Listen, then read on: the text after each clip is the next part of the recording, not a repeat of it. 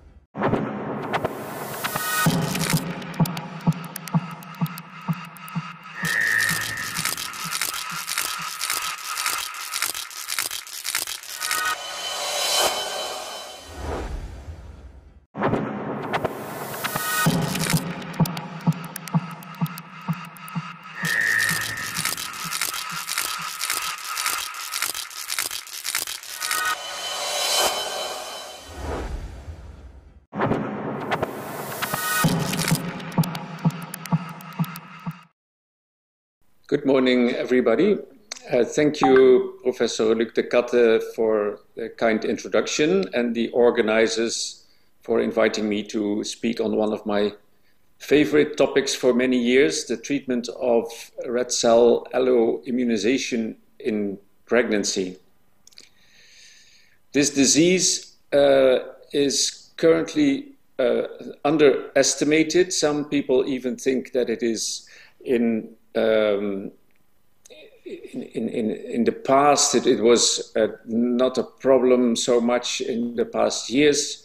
This, however, is a misunderstanding. This disease is still a great burden worldwide, and I'm sure this is something that you have heard also from Professor Visser, who is working with FIGO on the eradication of this disease worldwide by promoting the screening program, which we will briefly talk about. What is the disease itself? It is a reaction of the mother's body to cells that enter her circulation, usually by a pregnancy or by a blood transfusion. The woman that is RHYS negative and comes in contact with RHYS positive red cells can produce antibodies against these cells. When she is pregnant and she has these antibodies, they cross the placenta. They are of the IgG type, and they can cross the placenta via a mechanism shown on the right here, something you would like to remember. If in a couple of minutes we will come back to that mechanism that is done by a receptor transport. The FcRn receptor transports these IgG antibodies to the fetal circulation, where these antibodies attack the fetal red cells and produce anemia. When the fetus becomes progressively anemic, the anemia itself causes heart failure when it is severe. This in turn causes high drops and fetal death if no timely intervention is done. If somehow the fetus manages to survive this situation, the newborn, with still a lot of these antibodies in its blood, can have another problem, which is the hyperbilirubinemia or icterus, which is a deadly or devastating disease when the bilirubin, which is a toxic substance, enters the brain of the neonate. It can cause cerebral palsy, which is not treatable, and these children will be handicapped lifelong. Professor Visser discussed this with you yesterday. The importance of this disease it needs to be stressed anytime we talk about this, and especially in countries where screening programs are not very well organized. It is certainly a serious issue for fetuses and newborns. The FIGO group calculated that still today 160,000 children, fetuses and neonates die from this disease, and 100,000 children are born with these icterus problems that may cause disabilities for the rest of their life. And because this disease is first mostly preventable by a good screening program, and if it does occur, it is very well treatable by our fetal therapy options, it should be a disease of the past somewhere, hopefully in the future. It is a preventable disease if we all work hard to arrange this. What is the screening strategy in many countries nowadays? First, every pregnant woman should have blood group testing early in pregnancy. A first trimester blood test is standard in many healthcare organizations.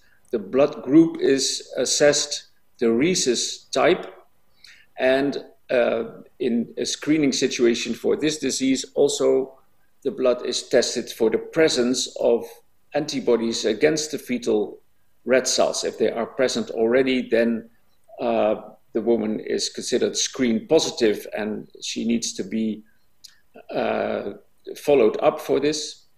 If there are no red cell antibodies and the woman is found to be RHYS D negative, which is the case in about 15% of Caucasian women, then there is the opportunity to prevent immunization by giving the anti-D injection. This is intramuscular injection of a relatively cheap drug that is very safe and has no side effects. And when it is given to a mother just after birth, within the first 3 days, it prevents the formation of antibodies in more than 90% of cases. This is, of course, only necessary when the neonate is rhesus positive, and this can be tested from cord blood at birth. This was the situation for many years in many countries. And then the addition of antenatal anti-D was shown to be very effective to take away another 50% of the immunization. So the anti-D is given around 30 weeks. Some countries give anti-D twice around that time.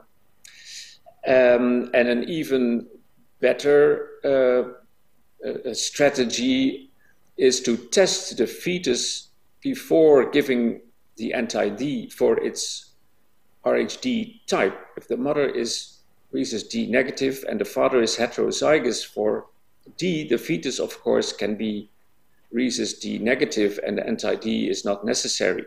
This can nowadays be tested by cell-free DNA testing of the maternal blood and is extremely reliable. And in case of a negative fetus, the anti-D is not given. In case of a positive fetus, the anti-D should be given around 30 weeks and then after birth again. The two other dangerous antibodies for fetal and neonatal health are the Cal and little c antibodies. We do not have a prophylactic drug for that, unfortunately. So these antibodies need to be taken very seriously as well. If the pregnant woman is found to have antibodies against the D or Cal or C antigen, and the fetus is positive, then the titer is usually estimated of the antibodies or some other test to quantify the antibodies. And most countries have cutoff levels where it is strongly advised to refer the pregnant woman to a fetal medicine center for fetal management. And this is the fetal therapy we will be talking about. The fetal therapy center will serially perform ultrasound and Doppler examinations to look for fetal anemia. It is very unpredictable when fetal anemia will occur in an immunized woman. It can occur as early as 16 weeks or at the end of the pregnancy and anywhere in between. So it's important to assess the Doppler measurement of middle cerebral artery blood flow, which is the best test for prediction of fetal anemia. This is done quite easily using color Doppler, and the middle cerebral artery comes off of the circle of Willis and often points almost straight towards the probe, where you can get a nice 0-degree angle without much problem. And then, as you see here, you put the sample volume quite close to the carotid artery and measure the real speed of the blood. The systolic peak velocity in this artery correlates very, very well with the level of hemoglobin in fetal blood. There are some tricks to do this technically well, and like with everything, more experience will give better performance of this test, but it can be done using any color Doppler ultrasound machine nowadays. It's important to measure the peak systolic velocity very carefully, and therefore the gain of the ultrasound machine needs to be increased so that there is some background noise visible to make sure you do not miss the real peak of the waveform. And although they can be measured automatically by most machines nowadays, as you see in the picture on the right, we advise to measure the peak systolic velocity manually to make sure it's the correct measurement that you're taking. Then Giancarlo Mari published a graph in the New England Journal of Medicine of 2000 of the normal range of the middle cerebral artery peak systolic velocity, and it's still the most used graph in the world, I think, to assess the fetal anemia. The 1.5 multiples of the median is a very good cutoff. Any measurement below that is very, very likely not predicting anemia, and measurements that are clearly above this cutoff have about a 90% sensitivity to show severe anemia. And it's certainly, of all the different measurements of anemia that have been published, the best one. Still, it's useful to also look for, of course, other signs of anemia, size of the heart, any subtle signs of hydrops. Fetal movements play a role, especially further along in pregnancy. But this measurement is sort of the key to drive the necessity of an intrauterine transfusion. And it's also nice to see that if you have done the transfusion, the velocity quickly normalizes again, and then it can be used to measure for the next transfusion. The real diagnosis of fetal anemia, of course, is a fetal blood sample. This is an invasive procedure that requires quite some experience. The cord is relatively small, especially early in pregnancy. So to use this just as a diagnostic tool is not a good idea. Only in cases where the peak systolic velocity in middle cerebral artery is increased, we recommend to perform fetal blood sampling. This is a procedure similar to amniocentesis, but requires ultrasound skills to put it correctly in the umbilical vein. It's worthwhile to have access to rapid processing of the blood, so within 1 or 2 minutes to have a hemoglobin value of the sample. And because of the high chance that fetal anemia will be found if you have done your Dopplers correctly, it's a very good idea to always have a bag of prepared blood ready to transfuse immediately in the case that you find the anemia. And in our hands, we find severe anemia in 90 to 95% of cases, and we can proceed with blood transfusion immediately. The blood that is transfused is O negative blood that is not attacked by the antibodies with a high hematocrit, packet red cells, like with any transfusion. The blood transfusion is nowadays an outpatient procedure. Patients are sent home about 2 hours after the procedure. It can be done with a small needle, the same size as used for amniocentesis. Of course, it's important to have sterile conditions, but it only requires some local anesthesia. We do not use antibiotics or anything else.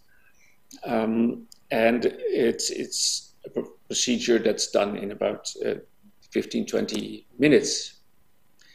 Then usually 2 or 3 or 4 or even up to 7 transfusions are necessary in immunized pregnancies. In rhesus D, the average is 3, and in Cal disease, the average is 4 transfusions per pregnancy, but ranging from 1 to 7 or 8. Once you have given a transfusion, part of the baby's blood is O negative and is not broken down by the antibodies. So there can be quite a long interval before a next transfusion is necessary. The interval between the first and the second is usually 2 to 3 weeks.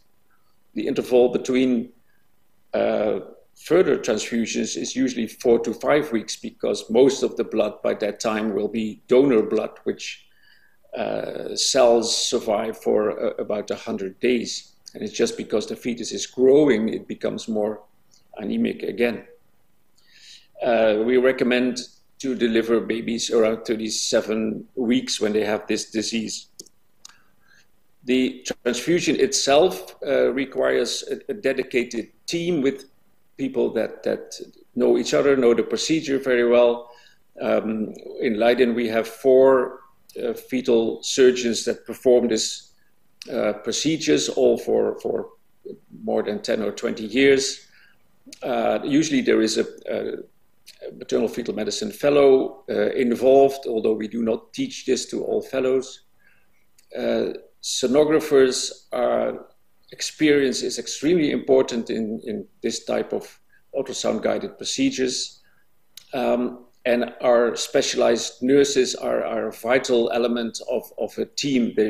We have 2 nurses working with us for this type of procedure and all other fetal therapies working with us for more than 20 years each, so that's highly recommended as well. Here you see Professor Jack Pennebroek-Gravenhorst. He introduced fetal blood transfusion in the Netherlands in 1965, one of the pioneers of this procedure in Europe. And in around 1985, we switched to this ultrasound-guided procedure that we're still using today. The earliest ones we have done are about 16 weeks. Before that time, rhesus disease is not really an issue, so it's the worst cases that require transfusion at 16, 17 weeks.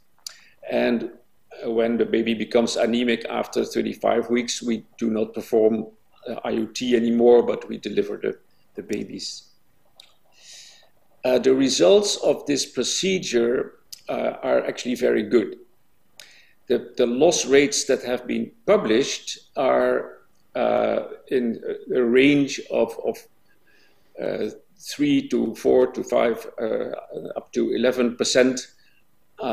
But overall, if you look at the series of the last decade, loss rate per procedure are less than 1% in the best centers. Although there is still an important issue to realize that these data all come from experienced centers with large numbers. So results or performance in centers with less experience may be less positive. You talk to patients about performance. It's a good idea to use the performance data from your own center and not quote possibly better results from larger centers. Still, it's considered a relatively safe procedure, and of course, it's a necessary procedure in cases that are diagnosed well. It's essential to do this, otherwise the fetus dies anyway. Early in pregnancy, the risk of these procedures is a lot higher, and all the series show that before 20 weeks, we have loss rates even up to 10–15%. In especially these severe cases, alternative treatments have been tried, giving IVIG to the mother weekly from about 12 weeks onwards to see if this could postpone the gestational age of the first transfusion to make it safer. This was shown in in several studies not to work very well. This is a French study showing gestational age at first transfusion in the IVIG group, more or less similar to the non-IVIG group. So, and our own study with a number of other centers around the world also showed a bit of a disappointing performance of the IVIG in red cell alloimmunization. The red dots you see here are first transfusions in cases that had a previous pregnancy with a severe RHYS disease. And even with IVIG, most of these pregnancies require transfusion before 24 weeks. So the blue dots are the ones without IVIG. So those were all requiring transfusion before 24 weeks. So it seems to do something in some pregnancies, but it's definitely not a final solution.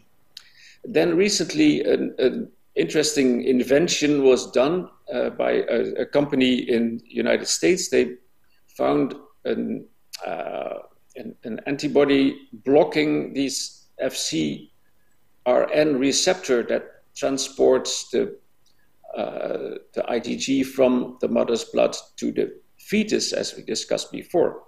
So this means if there is no IgG going from the mother to the fetus, then the fetus should not become anemic at all. So the potential of such a drug is very interesting. It is nowadays called nipocalimab, engineered by a company called Momenta that was recently acquired by Johnson & Johnson, and the research branch Janssen is now leading a study into the use of this drug in severe RHYS disease. As I said, it has a mechanism of action blocking this FcRn receptor. Therefore, if it worked perfectly, there would be no IgG going to the fetus. It also has a second mechanism of action because IgG metabolism in the mother's blood has also an FcRn part in it. The reuptake of IgG in the mother's blood is mediated by this receptor, meaning that if you block this receptor, the reuptake is going down and the catabolism takes over for a large part. The IgG is produced, but it is broken down in a rapid sequence, and without the reuptake, the level of IgG in the mother's blood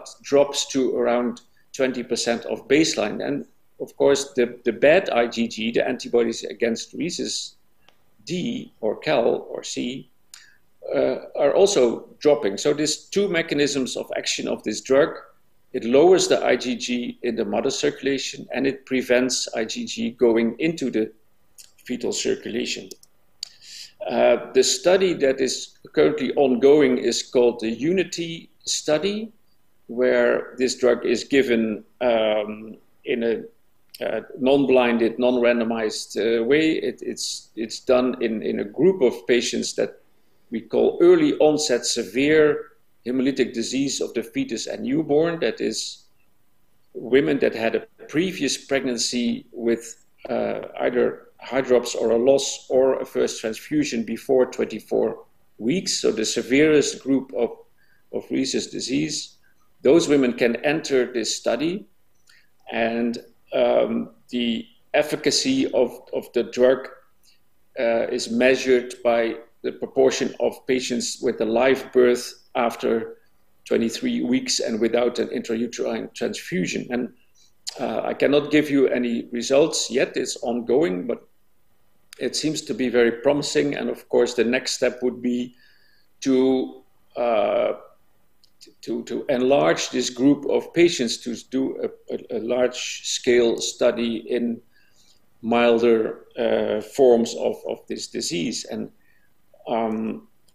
this is, of course, very promising. This is the key inclusion criteria. They need to have this severe history in the past. They need to have, of course, titers of antibodies of D or Cal in the dangerous range and an antigen-positive fetus. And then they can join. The drug is given like IVIG once a week from 14 weeks onwards. And the fetus is, of course, monitored for anemia weekly by MCA Doppler. And at 35 weeks, the drug is stopped to enable some IgG to come back to the mother and to the fetus, which is thought to be protective against infections around birth. Although in the preclinical studies, infections did not really play a role. But if you lower the IgG, that this could be of some concern. Both mothers and children are followed up for a long time, of course, to see if there are any adverse effects. So 15 patients should be enrolled in this study. I'm sure as soon as all are born and analyzed, you will hear the results, and you will also hear about follow-up studies, maybe asked to participate in next studies if we start to research in a milder group of cases. So to summarize, I think it's vital important to organize a routine screening program. This is the real prevention of most cases. To give anti-D to RHYS D negative women, ideally already before birth, and if the possibility is there, after typing the fetus by cell-free DNA testing. When antibodies are present, the type of antibodies needs to be assessed and the titer as soon as possible to make sure you don't run after the facts. And fetal testing by cell-free DNA, ideally, or by amniocentesis if needed, is then a good idea in case the father is heterozygous. Women at risk should be managed in a center that has experience in monitoring and preferably treating these diseases, where serial Doppler is the main diagnostic test to predict anemia, and delivery ideally around 37 weeks, and the experienced neonatologist present with the experience of managing the high bilirubin levels is also a vital important part of the management. With this, I would like to finish this overview of the current management of red cell immunization, and like to thank you and hand back to Professor De Katte.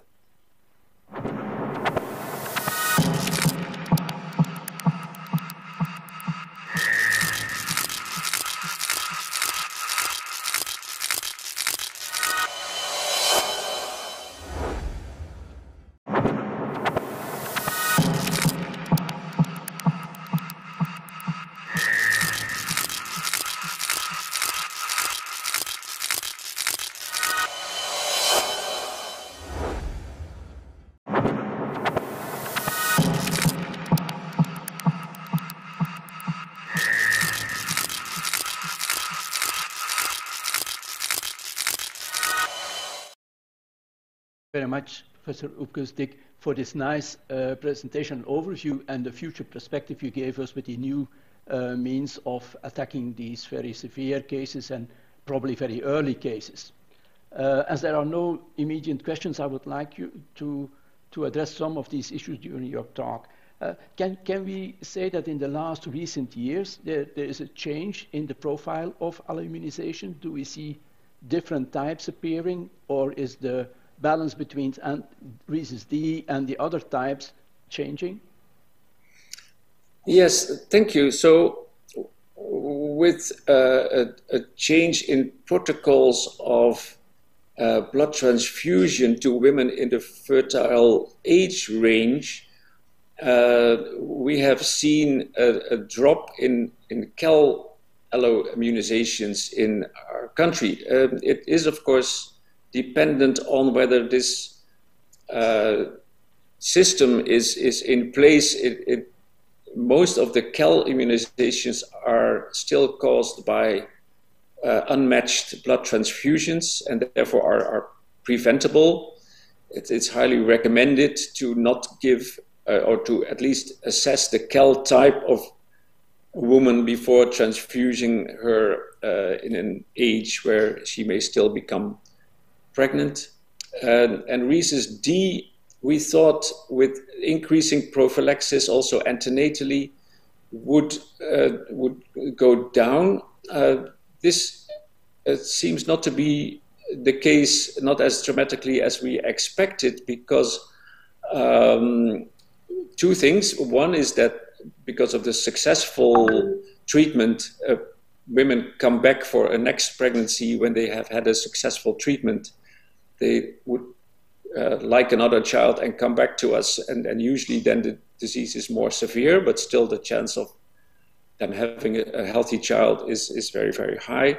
And we also have a population of immigrants, people coming from other countries where the prophylaxis is not as well organized, and they form an increasing group of our patient population. So overall, we see a little decrease in relatively speaking, but we still perform about 70, 80 transfusions per year and already for many, many years.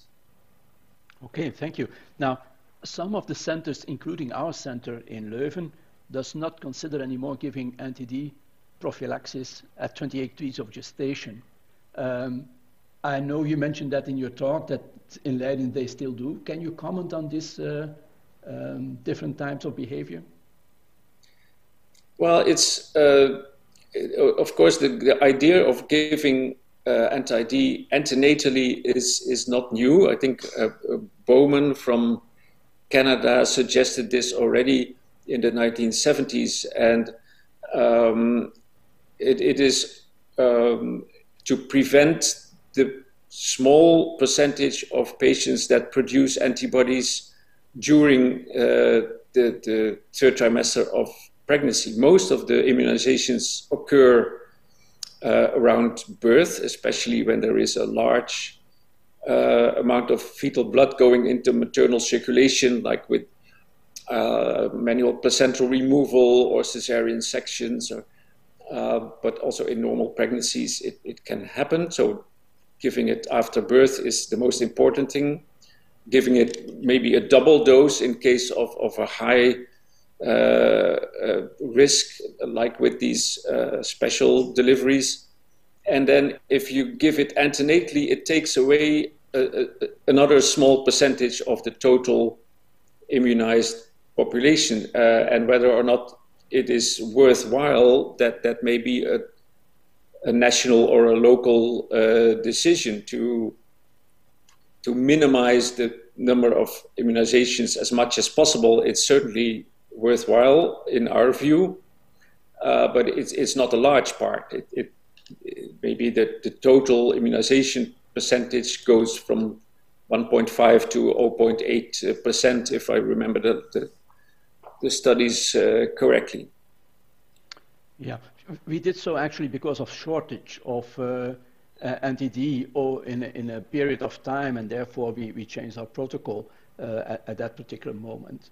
Now, you mentioned early transfusions as early as 16 weeks of gestation, in utero transfusions. In the past, some of fetal medicine specialists also used transfusions intracardially or even intraperitoneally. Do you still do this type of interventions yourself? Well, not the intracardiac anymore, unless it's like your back to the wall case where you cannot do anything else. It's still an option, but it's maybe once in 5 years or so that is done. It has a high risk of fetal loss, but if it's otherwise a case that is lost anyway, it's certainly something to have in the back of your mind as a last resort. The intraperitoneal transfusions we actually use quite a lot, mostly in combination with intravascular transfusion. Our preferred site to enter the fetal circulation is now the umbilical vein inside the fetal liver, so intra-abdominal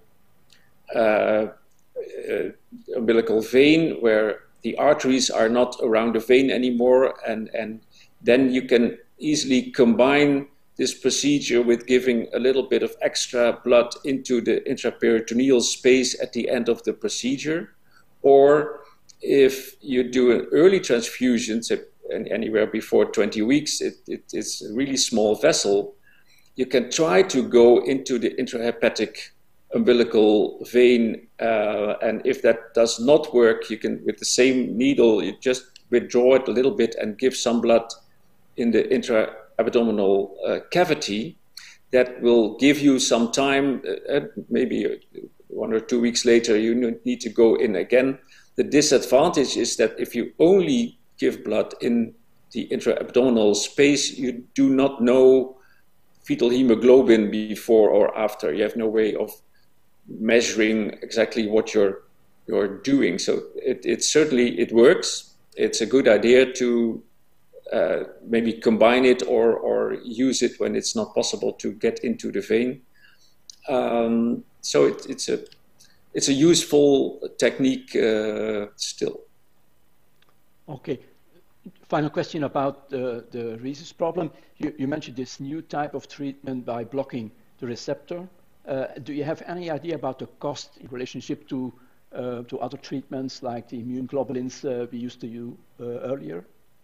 Yeah, that's of course, in the end, it will be a factor that is going to play a role in what type of patients will receive this drug. If it is shown to be effective and not to have significant side effects, then it is a drug still in it's still in investigational procedures. So the steps that are taken are like with any drug. So safety and efficacy have to be proven.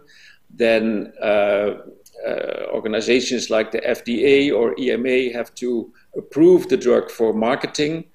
And then the company has to think about or negotiate about price. And price of drugs is an extremely complicated issue, at least something that I, as a doctor, never really understood. And is like with the vaccines and with the cancer drugs, these discussions are ongoing. This is a rare disease, so likely not many patients worldwide will receive this drug. This is, of course, not good for the price. On the other hand, in rare diseases, often companies decide not to try and make a lot of profit from this particular drug, but put it in their whole range of drugs and maybe negotiate a reasonable price. But that's really for the future. I think there's a lot of examples of monoclonal antibodies that have a huge range in prices. So I have no idea what this is going to cost in the future. But so my perspective as a doctor is to first show that it works and that the benefits outweigh potential side effects, and then it will be the market and the companies and societies to decide on the exact place of this drug in our whole management scheme, and price, of course, then plays a role. Okay, thank you. Our final question comes from the audience. It's not related to the actual topic of your presentation today, but still goes into your experience as a fetal medicine specialist and deals with the neonatal alloimmune thrombocytopenia. And the audience wants to know a bit about your experience on this topic. How many cases a year? How can we treat this condition? And are there also treatments like this blocking agent to deal with the thrombocytopenia? Yes, it's a very interesting and again underestimated disease. The fetal alloimmune thrombocytopenia has a lot of similarities with RHYS disease. The main difference is that we do not have a screening program. So we only see patients after they have had an affected child before, which is a pity. They often ask, why was there no screening? Why didn't I have treatment? In this disease, unlike the RHYS disease, the IVIG works very well. So when we have a patient with antibodies, and we see about 10 of those per year, we give them the IVIG every week. And that works very well for the prevention of bleeding in the fetus and the neonate. Obviously, this new drug is theoretically also working for alloimmune thrombocytopenia. It's the same mechanism. If you block the IgG from maternal, the maternal circulation to the fetus, then also the platelet disease should not happen. And I know the company is thinking about a study in this disease as well. So that may be an option for the future. Okay, so promising days ahead for us. Yes. Okay, so Dick, thank you very much for your presentation and this very interesting discussion. I think we have to move on now. Please stick with us if you do not mind, and see you later. Thank you very much.